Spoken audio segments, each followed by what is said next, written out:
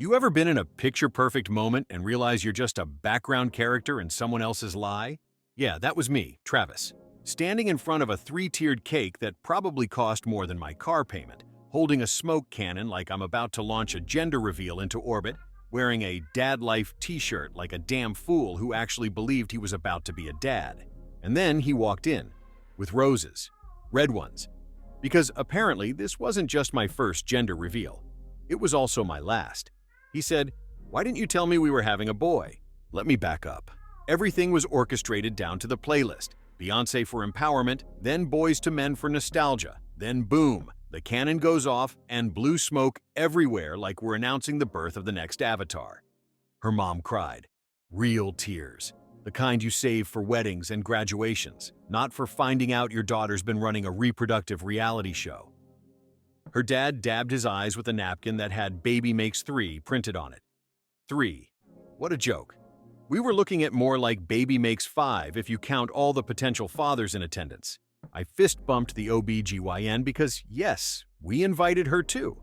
Dr. Martinez, lovely woman, makes great small talk about cervical dilation over spinach dip. She seemed as confused as I was about why there were suddenly multiple men claiming paternal rights. But hey, she's seen weirder things. Probably. I should have known something was off when she made me sign an NDA for the party photographer. She said it was for influencer stuff. Right, influencer stuff. Because nothing says authentic motherhood content like legally binding your baby daddy to silence. The photographer, by the way, was this hipster kid with a man bun who kept calling me the subject's partner instead of, the father. Red flag number 1, but I was colorblind that day. Literally and figuratively. Then came the group photos. She arranged everyone like we were shooting a catalog for dysfunctional families are us. She said, "Travis, stand next to me, but not too close. Let my dress be the focus." Like I was the +1 at my own baby's gender reveal. The hired help? The guy who brings the smoke cannon and asks no questions. Then she said, "Don't post anything until I say." So now I'm being embargoed like a political scandal. My own life events require her editorial approval. I'm starting to feel less like a boyfriend and more like a content creator she forgot to credit. But here's the thing about love. When you're in it, really in it, you ignore the red flags. You start treating gaslighting like ambiance. You think, oh, she's just particular about her image. You don't think, oh, she's running a paternity scam with production values. So there I am, 7 months into playing house with this woman, surrounded by pink and blue balloons that probably cost more than my health insurance deductible when he walks in. Late, loud, smiling like he just won something, which he kinda did. He's holding roses, man. At a gender reveal. Who brings roses to a gender reveal unless you're either really confused about the event or really confident about your biological contribution? He looks at her, dead in the eye. The kind of look that says, "We've shared more than just meaningful glances," and says, "Why didn't you tell me we were having a boy?" You could have heard a phone charger hit the floor. The entire party stops. Conversations die mid-sentence. Someone's kid stops crying.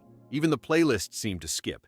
It was like someone hit pause on reality, except nobody told me I was living in someone else's show. And she laughs. Like it's cute. Like we're on an episode of Maury Cottagecore edition. Like this is exactly how she planned for this moment to unfold. Maybe it was. All I can do is look at this dude who's now casually claiming ownership of my unborn kid like he's picking up a package from my porch. I say, "Who the hell are you?" He goes, "I'm David, her boyfriend." Her boyfriend. That was my first time hearing that name in 7 months of cohabitation, shared streaming accounts, and building furniture together. 7 months of me thinking I was the leading man in this romantic comedy, when really I was just the guy who assembled the crib. David. Not Dave. Not D. David. Full name, like he's introducing himself at a job interview for the position I thought I already had. My fingers were still stained blue from the smoke cannon. Blue that was supposed to represent our son, our future, our little family. Now I'm wondering if that blue was meant for me or for David, or maybe it was just meant to distract everyone from the fact that this whole thing was about as authentic as a reality TV show. It wasn't for me. She pulls me aside like I'm the one making a scene. Me.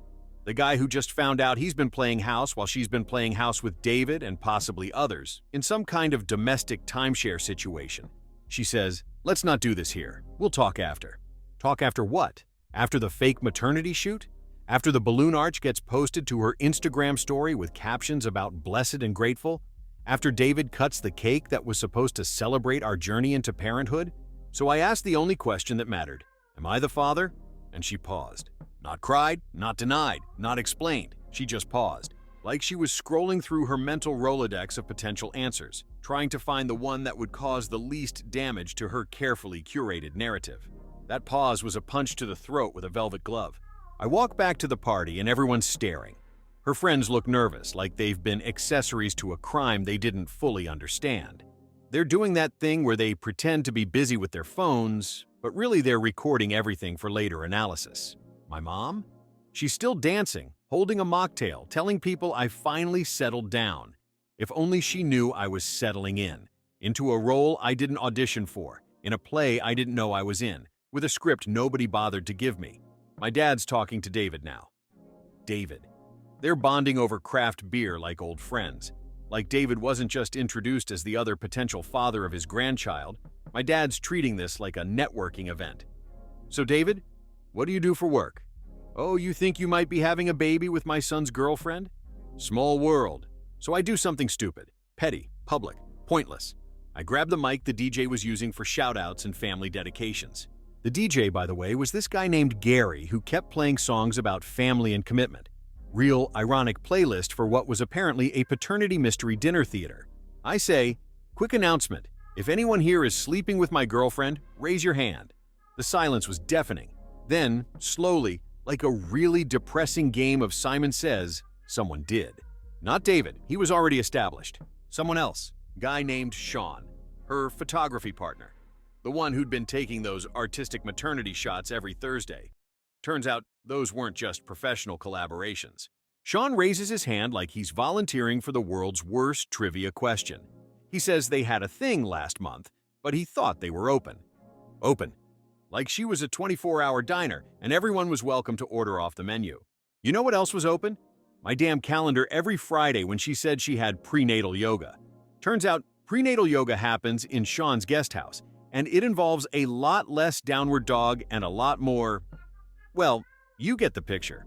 The party starts to feel like a really twisted episode of Jerry Springer, except with better catering and more pastel decorations. David's looking confused now, like he thought he was the only other player in this game. Sean's trying to explain his hand-raising like it was a reflex. And I'm standing there with a microphone, realizing I've just turned my gender reveal party into a paternity reveal party.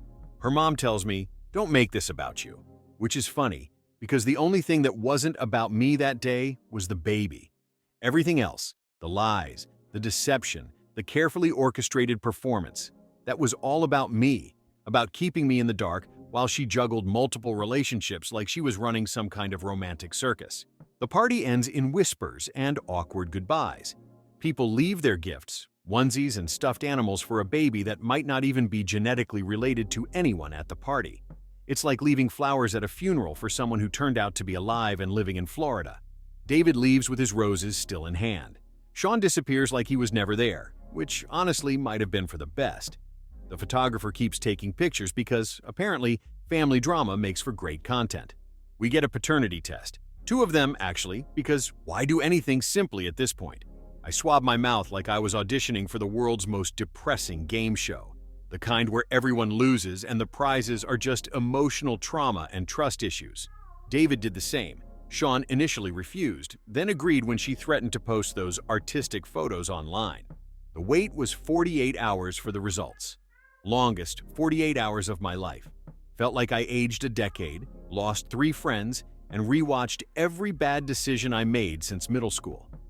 I kept thinking about all the times I'd talked to the baby through her belly, all the names we'd discussed, all the plans we'd made for someone who might not even share my DNA. I spent those 48 hours doing what any rational person would do. I calculated the odds. 3 potential fathers, 1 baby. Those are terrible odds for everyone involved. It's like playing Russian roulette, except instead of bullets, it's child support payments. The results came back.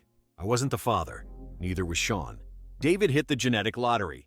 Congratulations, David. You win 18 years of responsibility and a girlfriend who apparently treats relationships like a timeshare agreement. She cried when we got the results. Real tears this time, not the performance tears from the party. She said, I felt like a dad already. Said maybe we could still co-parent.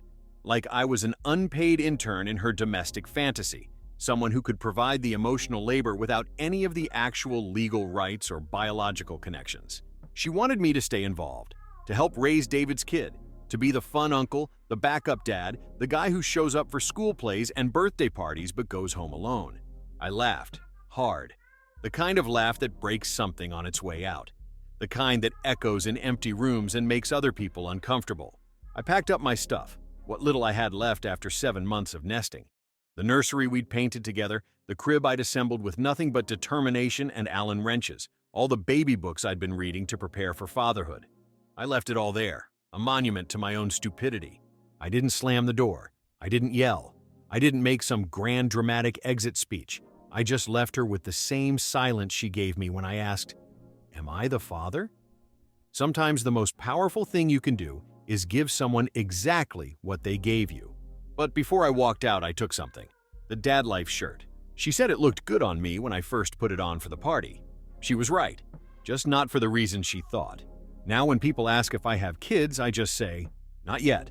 But I threw one hell of a gender reveal party for someone else's kid, and I smile. Because sometimes the biggest reveal has nothing to do with the color of the smoke. Sometimes it's about what gets left behind when it clears. I still have that shirt. I wear it sometimes when I'm feeling nostalgic for the brief period when I thought I was going to be somebody's dad. When I believed in something that turned out to be as fake as the enthusiasm on her face when she asked me to hold that smoke cannon. David's probably a good father. I hope he is, for the kid's sake. The baby didn't ask to be part of this complicated mess of relationships and paternity tests and gender reveal party drama. As for her, I heard through mutual friends that she started a mommy blog. Authentic motherhood in the digital age, or something like that. The irony isn't lost on me. She's built a brand around honesty and transparency, two things she apparently forgot to practice in her actual life. Sometimes I wonder if David knows about Sean, or if Sean knows the full extent of the situation, or if there are other potential fathers out there, guys who didn't make it to the party but might get a surprise phone call someday. But mostly, I don't wonder about any of it anymore. I kept the shirt as a reminder, not of what I lost, but of what I learned. That love without honesty is just performance art. That trust is earned, not assumed. And that sometimes the best thing you can do is walk away from a beautiful lie and wait for an ugly truth that's actually yours. The shirt still fits. I've grown into it in ways I never expected. And someday, when I actually become a dad, to a kid who's actually mine, with a woman who actually wants me there, I'll probably wear it to the hospital. Because that's when dad life will actually mean something. Until then, it's just a really expensive reminder of the time I played a supporting role in someone else's leading man fantasy. But hey, at least I got a good story out of it. And sometimes that's worth more than the truth you thought you were living.